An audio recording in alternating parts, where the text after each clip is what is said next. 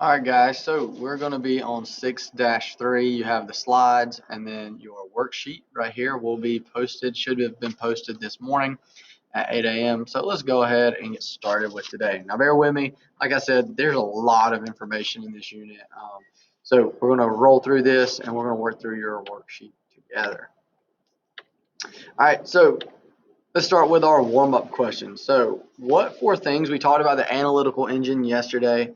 We want to talk, created by Charles Babbage. We want to say what four things did the analytical engine do to make it considered the forerunner of the first digital computer, okay?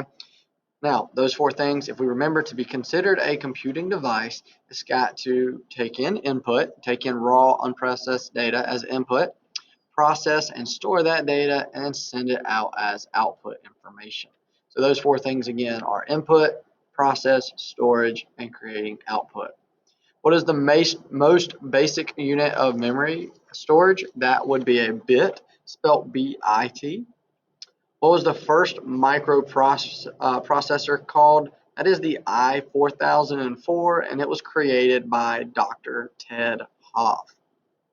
All right, now jumping into today, we talked about different things yesterday, and we talked about internet and how it gets to your computer. We're going to kind of define some of those today. Okay, so we talked about how the coax cable, all right, the cable that comes from your internet supplier, runs into a modem. Sometimes it's a modem and router 2-in-1, but the whole point of a modem is to take those analog signals from the cable and turn it into digital data that can actually be processed by your computer.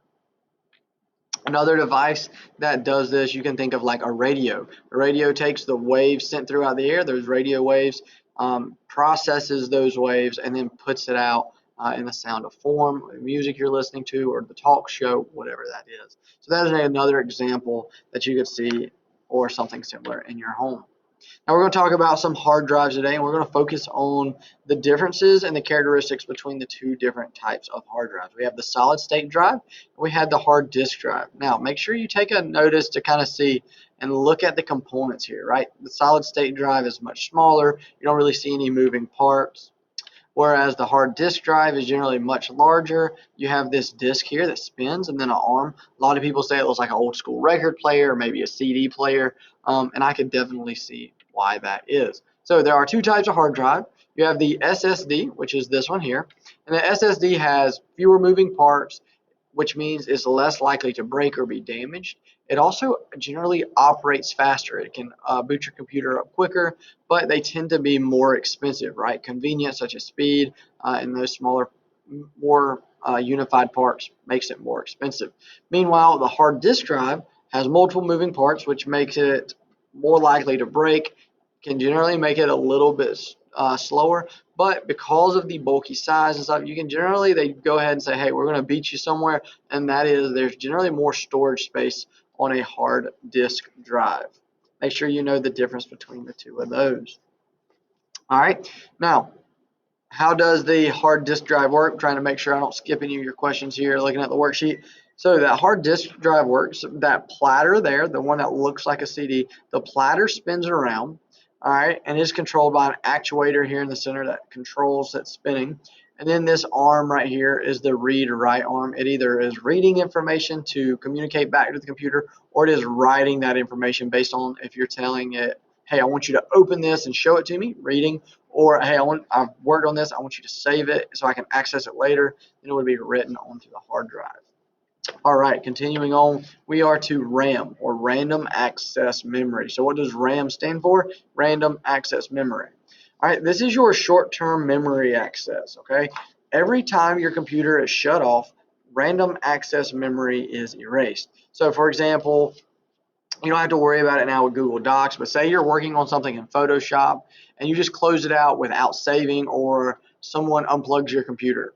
If it is not connected to something that saved it to the cloud, is not saved to the computer, it's gone. All right, it is saved to random access memory. So for example, your tabs would be something. If you have all your tabs open, someone pulls the plug, when you start it back up, it's not going to open all those tabs up for you. Every time your computer is cut off, that random access memory is erased. Now, this is also what things are saved to if you're running programs. This is what will get filled up first, all right? And so that's important to know. All right, so what happens when your computer shuts off or restarts with random access memory? Information is erased, okay?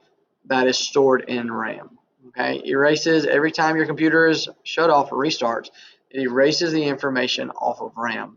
Now going to your next question, what is the motherboard? What you need to know for the motherboard, it is the backbone of the computer. It's what connects all the computer components together. So you can see different things here on the motherboard. You're going to see how it connects the HDMI, audio, power supply, the CPU, which is the brain, the fan, everything, right? The RAM actually fits in to these modules here. This is the backbone of the computer that connects all the other components together. All right, so what is the motherboard? You need to know is the backbone of the computer. What does the motherboard connect? Simply put it, everything. Okay. Motherboard components, things that we talk about. When I say everything, you can connect the memory sticks or the RAM, the processor or the brain, the hard drive, which saves all the long-term information, audio and video so you can see, all right, optical drive so you can connect other things. This is an example of what the power supply would look like for like a desktop computer. It looks a little bit different, but what you generally will see, the power supply still kind of follows. Like if you look at the back or the power supply to what's plugged into your desktops, there's a similar plug into this, okay? This is for your Chromebooks, for example, your battery, where your battery would plug in. Optical drive, this is, you don't generally see this as much anymore, but if you're trying to save information on a CD or a DVD, this is what reads and writes information now on those devices. All right, so what reads and writes information on CD? The answer to that is optical drive. All right, processor, we've already mentioned this, the microprocessor or the CPU, right? It is essentially the brain of the computer, all right? The smarter it is, all right, the faster it is. It provides all the instructions. It tells things what to do, and you can go in and kind of choose what tasks are completed first, but it all depends on the circuitry and the speed of your processor. All right, sound and audio cards. This is what provides the option to have input and output audio signals. So whether you're using a microphone and you want to make sure you can do like speech to text, or you are trying to record a video, or you are trying to listen to a video, if not for the sound audio card that is connected to your motherboard, you're not going to have that. Okay, so without the audio card, what is not going to work? That is speakers, headphones, speak to text, microphone, things such as that. All right, the fan. The whole purpose of the fan is simply to draw cool air in and push warm air out. So I want you guys to kind of think of like a car on a hot day. If everything was closed off, like generally windows up in a car, it's going to get hotter and hotter in there. The fan's whole purpose is going to take that hot heat as your computer is running and everything's working and getting hot. It's going to draw cool air in, which is going to push the warm air out. That's why you have vents and fans on your computer. All right, what you guys will have, all right, first of all, you guys will have label the computer components, okay? Take your time, do that.